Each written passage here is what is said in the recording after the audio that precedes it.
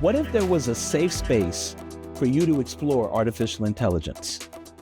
What if there was a team of friendly professionals waiting to help you examine what you can do with AI in your courses? Welcome to the world of what if.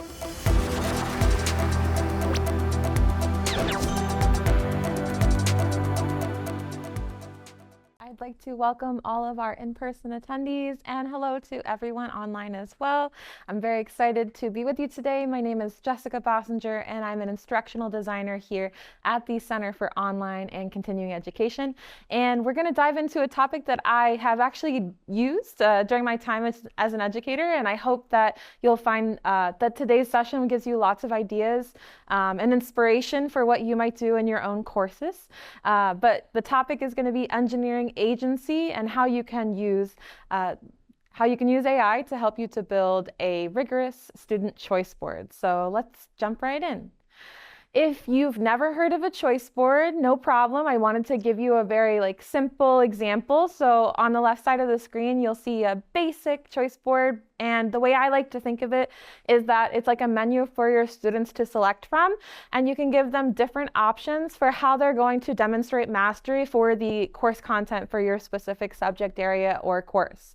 I personally like to stick to maybe 3 options, but there's a lot of, things out there, so you can consider more if you feel like that's what's right for your course and your students. What I would recommend you start off with thinking about is if you want to use it in a formative or more of a summative assessment type of manner. And by that I mean maybe the students are kind of mid-module and you want to have some kind of check-in for a little bit of a formative assessment. You can give them a choice board option to kind of enhance your existing assignments so that they're going to demonstrate the mastery of that content that you want, but you give them different choices for how they can show you that. And I'm going to walk through what that might look like today and how you can actually use an AI tool to help you to generate those choice board options.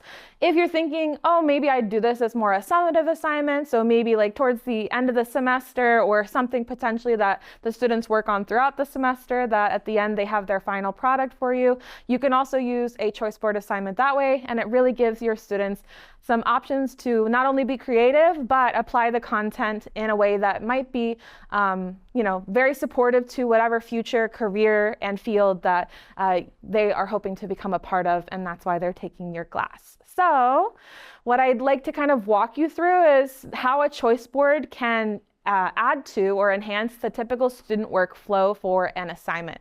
So I actually, for myself in my master's degree, I did it as a fully online program, and I've experienced this as a student as well as utilized these in my classrooms. I utilize them for elementary age students and adults as well, and I've kind of taught the whole spectrum in between, and I really enjoyed getting to see not only the engagement of my students, but their final products. And they always would tell me that, and I know from my experience as a student too, the most fun part is actually getting to see what other people create as well. So with your typical workflow for an assignment, the students would have the assignment directions that you'd provide them with, and they're going to review those, and then they're going to start to ideate on those. So when they're thinking about whatever ideas that they want to do for creating the assignment that you're asking them for, then from there, they're going to be able to have an additional piece with the choice board assignment where they have some decisions to make. And as we know as educators, that can be a really important part because it will help them to prepare for that eventual workforce readiness, because we know every day we're making all sorts of decisions, right? So they're going to think about what do they want to do from the choices that you have given them. And from there, their creation is going to be a beautiful thing to watch as it unfolds, really. And you can give them those selected options and have a rigorous rubric so that you know that what they create at the end for their final product will be in line with the objectives that your course and that particular assignment is trying to achieve. And when I was given a choice, as an online learner doing my master's degree, it really meant a lot to me, and I was able to take that ownership, right, over this is what I want to do. I know what my professor wants to see from me, and this is how I want to show them that. And it really made me have that extra incentive to go above and beyond. And what I also encourage you to think about is what could be something that eventually might be a good portfolio item or a resume talking point, right, for what the students will eventually need for when they join the workforce. And how can you maybe work some of those aspects or factors of what they need, the skills that they need, into the assignment creation that you're setting up with those different choice options. The piece that I found for myself as a learner, and also watching it as my students chose different options they wanted to do for their choice board, is that it really increased the interest that they had in making an improvement on their final output. So, it might be the case that they're super motivated and super excited, but I found that when they had that choice about this is what I want to do, they were really intrinsically motivated to be like, I'm going to make this the best I can make it. And that's where like that portfolio piece really comes in too. Like if there's something that they can eventually talk about, like I was able to build this during my time as an undergraduate or during my time as a graduate student, and this is what I learned from that experience, that can be really meaningful, and it really motivates them to want to improve that final product. What I recommend and why I would encourage you to always start with the rubric is you never want to drop the rigor, right? As an educator, you want the students to be able to achieve those benchmarks that you have set. You want them to have a meaningful assignment that will apply for not only right now, but for that future field and industry that they're going to be a part of. So by starting with that rubric, you're able to have an easier time with the AI. It will give you a better output, and it also will save you time in the end, right? Because I don't want to, as an educator, give students choice board options and then have a different rubric potentially for each one. Could you? Sure, like you definitely could, but the way I'm going to show you the setup today is you can have one rubric and you can set it up, and you'll be able to use that same rubric regardless of the choice board option that the students select. And the students are actually able to self-evaluate, and they're able to see, am I meeting the standards? So by putting forth your directions in the choice board options, you've got that buy-in, you've got that engagement, you have that connection to the industry. So they're very motivated to want to create something that they can potentially use the skills for or demonstrate in the future. And also they can see, like, am I meeting what my professor wants me to do with this assignment? So with that, like I said, when I was doing it as an online learner, I was always really motivated to improve it. So some ideas that I would recommend for you from an instructional design standpoint: consider it as a discussion board for maybe that first time that they submit their final product, whatever it is. I know for me, and for watching my students get to present things too, it's very motivating for them to know that their peers are going to be able to review that and to see that as well. And you can actually have the self-evaluation as an extra layer where the peers are actually able to look at this final output, or like that draft, if you will, and they're able to use that same rubric that you're going to use, and the peers can actually give feedback on their peers' work. And then they're going to have another layer where they can improve it one more time. They can take your feedback, right? And they can also take the feedback from their peers, and you can put that in your directions and say, incorporate the feedback from your peers, incorporate the feedback from me, and then give me that final output at the end. So kind of creating a naturally iterative process where you use discussion boards, I think can be very effective with the choice board. So just something to think about and consider. But I'm going to get into a little bit now of the research. So I really enjoy taking a look at what is out there, and this is something that I already have used in my classrooms, but I wanted to see, like, okay, in higher education, what is being said about this right now? So in the FAU library, I did include this link on this slide deck at the top of this for you, but there's an article that is on flexible assessment in higher education, and I'm going to show you where it's at and kind of give you the quick summary of everything that I think would be really relevant for you to know for what the research says about this. So I'm going to head over to the computer and I'll give you a look at that. All right, so the link is right here for any of the online participants, and this is in the slide deck. I'm definitely happy to get to share this research with you. It's an open access peer-reviewed article, and if you want to read the whole thing, I definitely would recommend it. It's worth the read, but I gave you a breakdown of the most important things. So it's kind of, the authors go through a comprehensive review of strategies and implications that would be good for flexible assessment, and the choice board option is, of course, one of those options that they talk about. I really love that the authors kind of compared it to a bento box. If you've ever had a bento box, you know, like, if you're like me, they're really delicious. I mean, maybe you hate them, but I really like them. So this is kind of how the authors compared, like, your standard assignment, right? Like a bento box. Like, you have the different compartments, the different parts of the assignment that they're going to do. Delicious, you're satisfied at the end. But when you think about flexible assessment, like a choice board where you're giving them options, they kind of compared it to a buffet. So that buffet style option, that's what I think of for that. And it looks like we have a question online. The question online is specific platform for the choice board? Oh, a specific platform for the choice board. So with the LMS that we use here at Florida Atlantic, I would say that in your assignment, if this is what you mean, if not, please feel free to drop in the chat a little more info for me.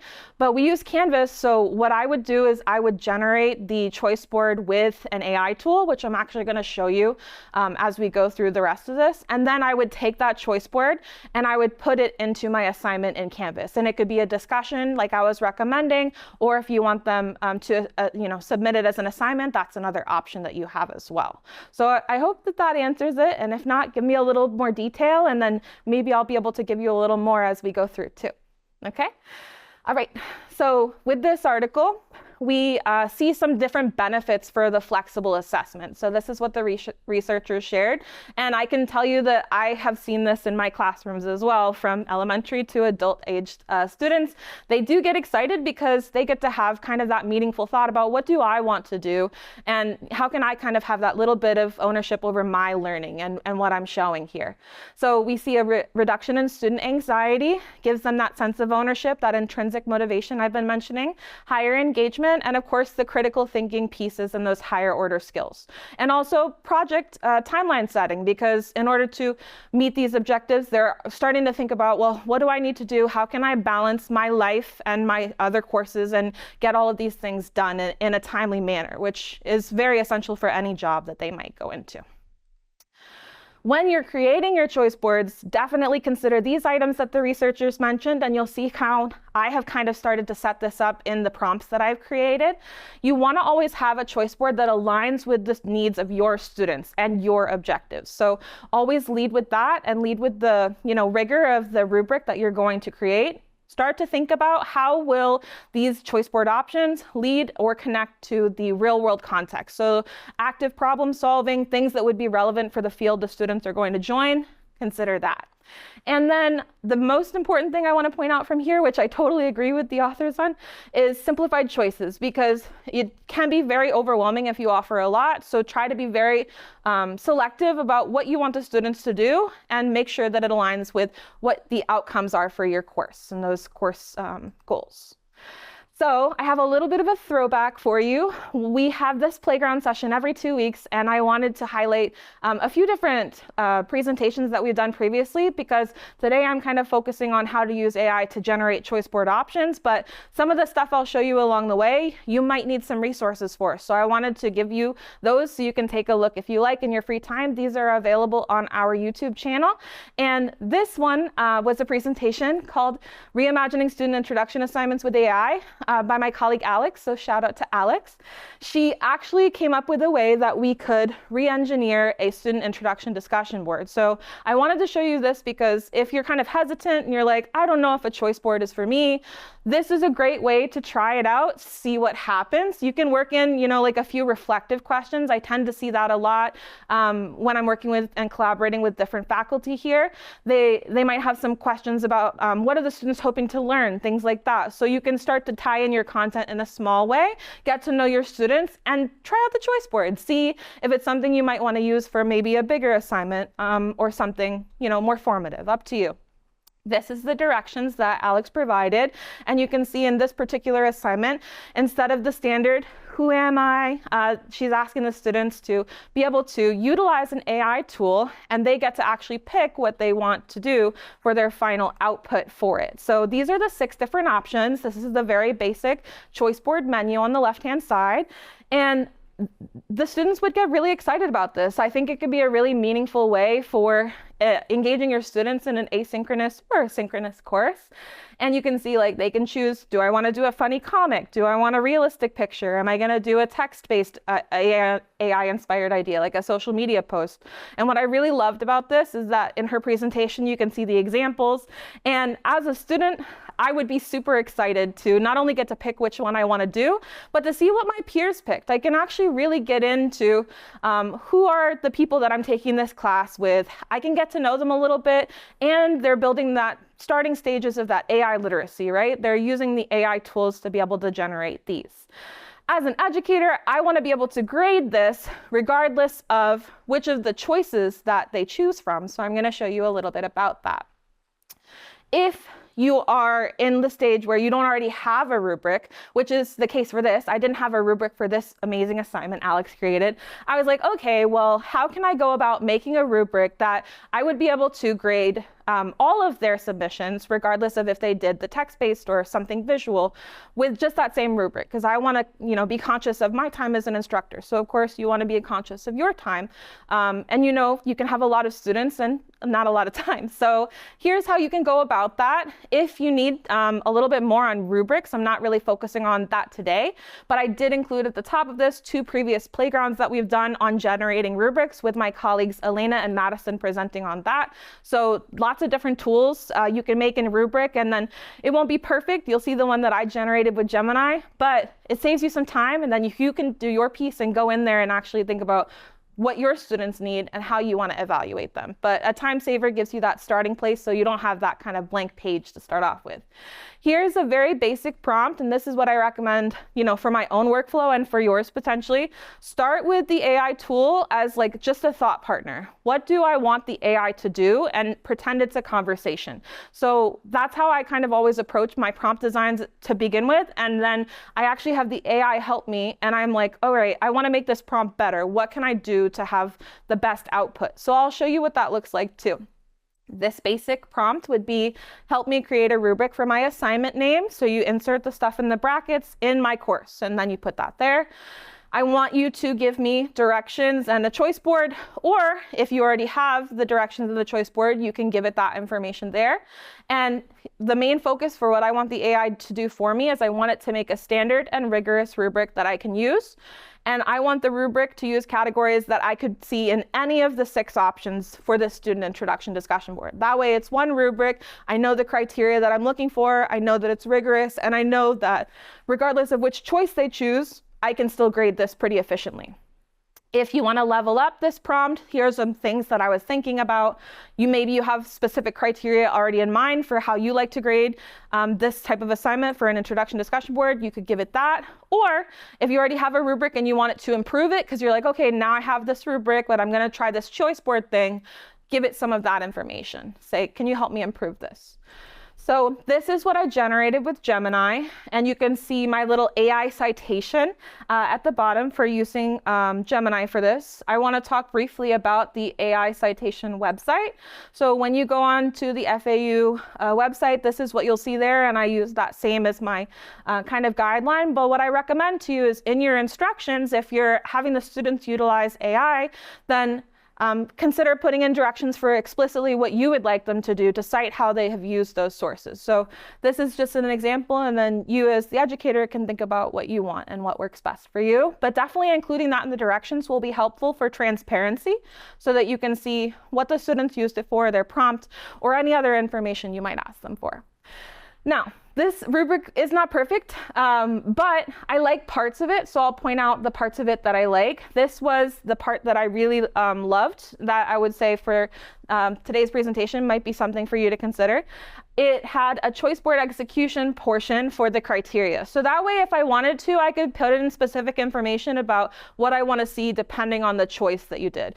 Could you have 3 different rubrics or 6 different rubrics? Sure, but I think this would be a great way to have just one criteria, and you can list out what you expect for that. And you can see, like, this is a very basic example. Did they reflect one of the 6 options? And I have what would full credit look like? What would partial credit look like? What would no credit look like? And that way your students can begin that self-evaluation piece that I mentioned, where they can look at this rubric, see how you're going to grade it, and they'll have that iteration where it's like, what I created at first might not get me to where I want to be. I want full credit. So they can start to evaluate and think about, how can I improve this? And they'll be excited and they'll want to do well. So I think you get a 2 for 1.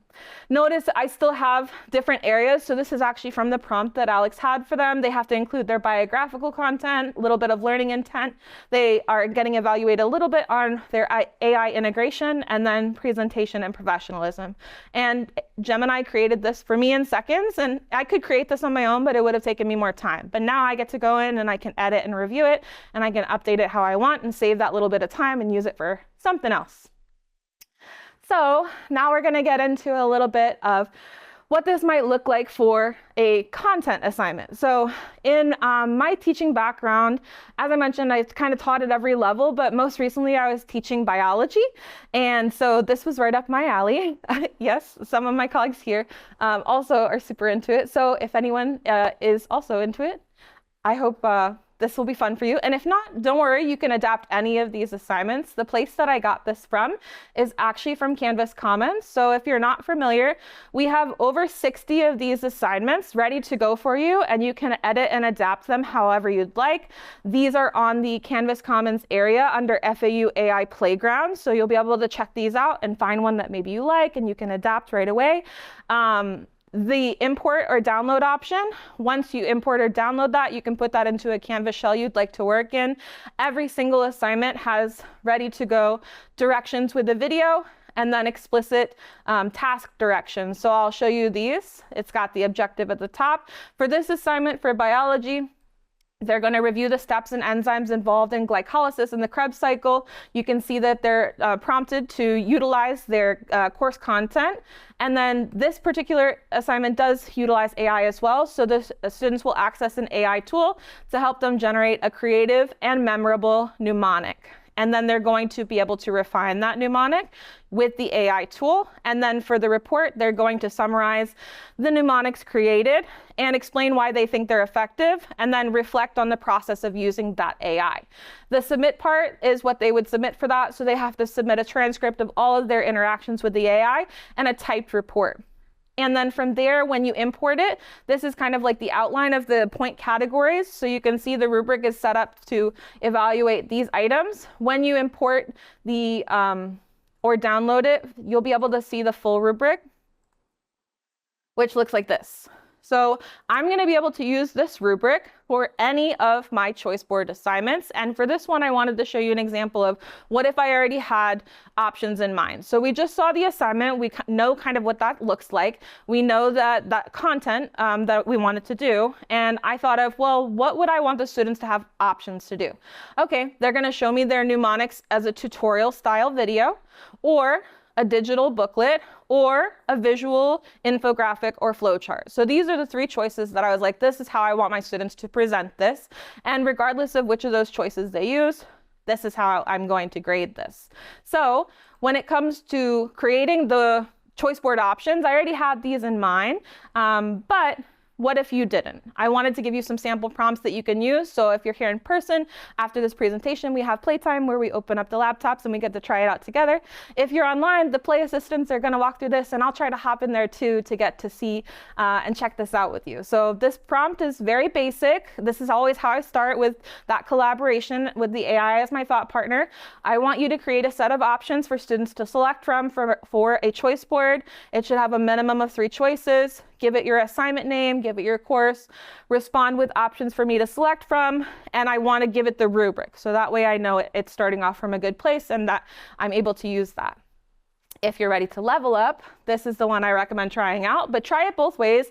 I did, when I was preparing for this presentation, I wanted to try it and see if the output was similar, and it is, but I would definitely say this leveled up prompt gets you a little bit better of results. So I gave it the role, which is very helpful for the AI. I told it you're an expert instructional designer. And then the task is it's going to create a choice board. You can see the same options as before for what I want to fill in. So my assignment name and my course name, and then give it your specific objectives that you want. So for this one, it's going to be that they're going to create those mnemonics for the steps and enzymes involved in glycolysis and the Krebs cycle. But whatever your objectives are, you can insert those right there. I gave it requirements, which is very helpful for the output for the AI. I want 3 distinct options. I gave it some examples. Whatever examples you think of, you can put there. I told it, make sure it aligns with my rubric, because whatever I want my students to have for options needs to be showing what I want them to be able to demonstrate mastery over for my content for biology. And then this one was really important. I wanted to make sure that each option requires a similar amount of research, time, and intellectual depth. And I would say the AI isn't perfect about that, but it's something you should consider as an instructor when you're doing choice board options, because I've seen it where I've created some choice boards and they weren't the best, and the students were like, which will take me the least amount of time? You don't want that, and that's not as meaningful of an experience. So put that in your prompts, see what the AI comes up with, and then keep that in mind to consider as you're choosing those options and kind of fleshing out the directions. I told it what I want it to respond in, so it's going to give me a table as its response with a catchy title, a quick description, and then tell me what the students are actually going to have to submit for this. And then from there, don't suggest anything that is going to be expensive for my students. I want to keep cost in mind. And then this one's really for me. As I was preparing, a bunch of times I would forget to put the rubric. So I was like, make sure you have the rubric, because otherwise I'd have to restart and reprompt. So I think you'll find that this will give you some effective starting places for developing the choice board. And this, when I used that prompt for the mnemonic devices, this is what some of the choices looked like. So we saw the assignment directions, and you can kind of see it's got some different titles for me. This would be a tutorial video where they present their AI-generated mnemonics. They have to explain the biochemical steps and enzymes, and they also have to have an overlay here showing how they prompted AI to refine the memory aids. This would be what they submit to me, either a video link, PDF of all their AI logs, or whatever you want, whatever you think you want to see. So that way there's that transparency, and they're starting to build that AI literacy. Here's the digital booklet type example, digital booklet or slide deck. Each page would have one of the mnemonics for a specific stage, and then they can also give you the AI prompts and the iterations. This would be the visual or infographic, and they're going to show you the different parts with that, and they also have to include a high resolution image at the end with their AI chat log. So this looks really great. I could take this and I could go put it as a table in Canvas, but what's fun with Gemini, I kind of want to show you because I was like, all right, let's see what Gemini can come up with. Of the AI tools, I really like the image generation that Gemini does. So you got a sneak peek, but I'm going to go back and show you the prompt. These are, this is the prompt that I used because I was like, let me have Gemini make a pretty image for me that is something that I could put in my Canvas shell potentially. If you want to do the table, no problem. But I was like, how quickly can it generate a little image that might get my students excited and kind of convey what this project's all about? So here's how I prompt it, and you can try this out for yourself. Gemini does a great job, and you'll see I actually was pretty happy with it, what it did. I want you to help me create choice board assignments. Here's my objective. Here's the options that I already pre-selected: tutorial, digital booklet, visual infographic. I told it I want a choice board image with very concise directions, because if you put too much text on the page, the students might not read all of it. So I'm like, let's keep it concise. And then I gave it the directions. And these are the exact same directions that I showed you from here. So I took these ready to go, and I was like, take this and make this. And then I set it to work, and within seconds it had this for me. I know it's small here, but don't worry, I have it a little bit bigger for you. See how it kind of created an infographic with the steps at the top? So it's got those different parts we went through. It's not perfect. I might have to go back through and maybe reprompt the AI. If I wanted to, I could go create this infographic myself, but that would take me a lot more time. So I would say try it out, play around with the AI. And then it's got the tutorial video, the digital booklet, visual infographic, or flowchart with a brief set of 1 to 2 sentences. So I really liked this. I wanted to show it to you so you can consider it. And a time saver again, because that's important.